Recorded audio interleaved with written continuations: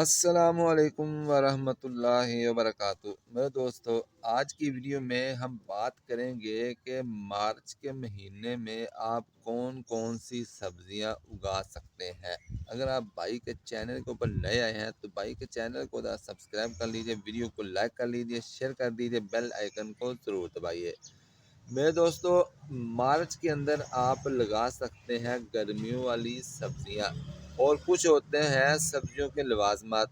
पहले बात कर लेते हैं सब्जियों के लवाजमात के ऊपर, यानी मसाला जात के ऊपर।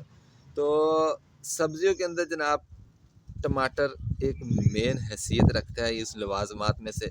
ये आप देख सकते हैं, ये पनीरी हमने खुद घर में तैयार की थी। अभी आप इसको देख सकते हैं, इसको फूल आ रहे हैं, ये फूल खिल भी रहे हैं। अभी इंशाल्लाह इसका टमाटर बनेंगे। तो अगर आप इसकी पनीरी लगाना चाहें तो पनीरी भी लगा सकते हैं। अगर आप इसको मार्केट से लेकर आते हैं, इसकी पनीरी बनी बनाई तैयार शुदा लेकर आते हैं, वो भी आप लगा सकते हैं। मैंने कुछ दिन पहले 10 दिन पहले पनीरी लगाई थी नई, वो भी निकल रही है। और ये जो पहले से पनीर लगाई थी हमने इसको ट्रांसप्लांट कर दिया था। अभी माशाल्लाह इसको फूल आ रहे हैं, फल इसके ऊपर बन रहे हैं। दूसरी है, इसके अंदर आता है मिर्च। मिर्च, सब्ज मिर्च की आप पनीरी लगाना चाहें, खुद घर में तैयार करें, वो भी कर सकते हैं। अगर आप बाजार से लें वो भी ला सकते हैं। इसके साथ साथ आ जाता है धनिया।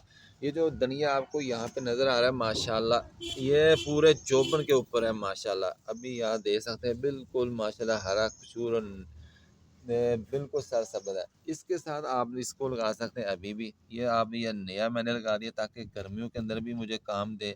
और यहाँ मैंने लगाया इसको टमाटर के नीचे नीचे, ताकि गर्मी के जो असरात होते हैं उससे भी हम महफूज रहेगा।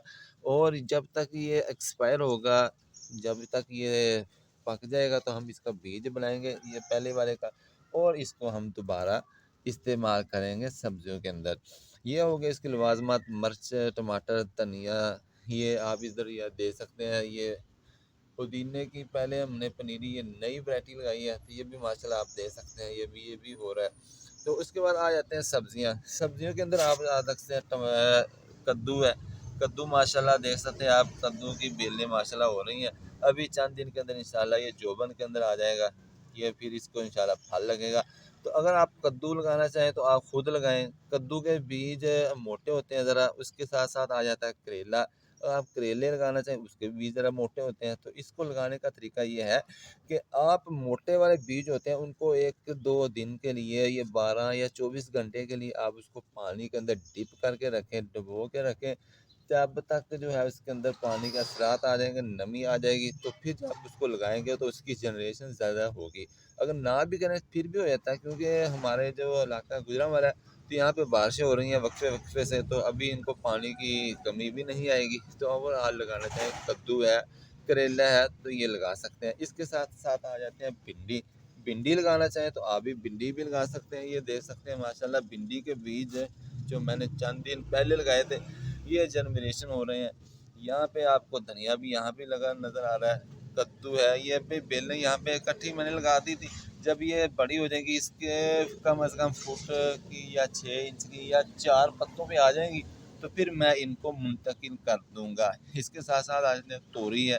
तोरी लगाना चाहें तोरी लगाएं। आप लगा सकते हैं, टिंडा लगा सकते हैं आप। इसका सब्ज़ फलियाँ जो होती हैं वो भी लगा सकते हैं। तो ये गर्मियों की सब्जियां अभी लगाने का मौसम शुरू हो चुका है, क्योंकि मौसम बहार शुरू हो चुका है और दर्जा हरारत बेहतरीन हो चुका है।